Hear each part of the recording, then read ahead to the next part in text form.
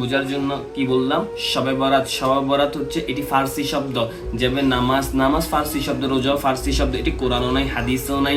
তাহলে কোনো ব্যক্তি যদি বলে শবে বরাত বলতে কোনো কিছু নাই, সে পাগল এক ধরনের। কারণ কেন? তার আরবি ব্যাকরণ, তার কোনো শব্দের জ্ঞান নাই। কারণ শব্দের জ্ঞান থাকলে সেই কথা বলতো না। শবে বরাত এটি ফার্সি শব্দ, ফার্সি শব্দ কোরআনের মধ্যে থাকবে কি করে? তোমার থেকেই কোরআনের মধ্যে কোরআনের শব্দ খুঁজতে হবে। ফার্সি শব্দ, তুমি যে ফার্সি কিতাবের মধ্যে গিয়ে যে কোরআনের শব্দ খুঁজে, বোকামি, বলদদের কাজ করে। মানে এটা হচ্ছে যারা নির্বোধ, যাদের কোনো অক্ষর জ্ঞান নাই তাদের কাজ।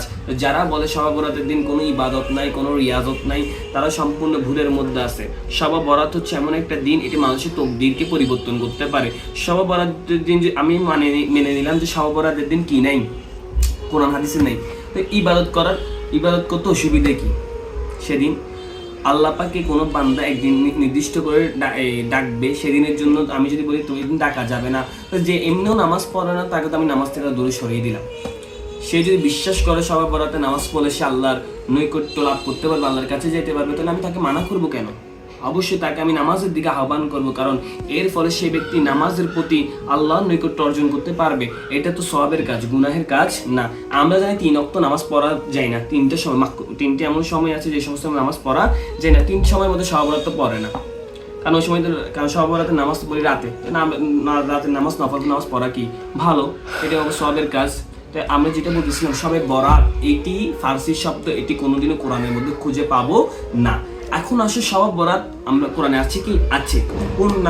কোন নামে এসেছে? এটি আছে লাইলাতুল মুবারাকা। লাইলাতুল মুবারাকা, লাইলাতুল মুবারাকা তো বরকতময় রাত। আমরা যদি দেখি পবিত্র কোরআনে সূরাতুদ দুখানের মধ্যে, কোন সূরা?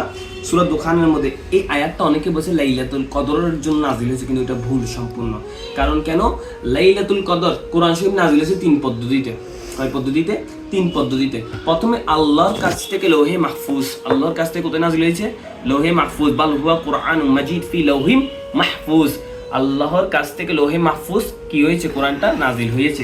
এরপরে শবে বরাতের রাতে বাইতুল ইজ্জাতে, কোথায়? বাইতুল ইজ্জাতে মানে আসমানে, লৌহে মাহফুজ থেকে আসমানে বাইতুল ইজ্জাতে যেদিন নাজিল হয়েছে ওই দিনকে বলা হয় শবে বরাত। ওই দিন কি? শবে বরাত। আর যেদিন বাইতুল ইজ্জাত থেকে আসমান থেকে নবীর উপরে নাজিল হয়েছে ওই দিনকে বলা লাইলাতুল কদর। লাইলাতুল কি? কদর। তাহলে 3টা রাত কি?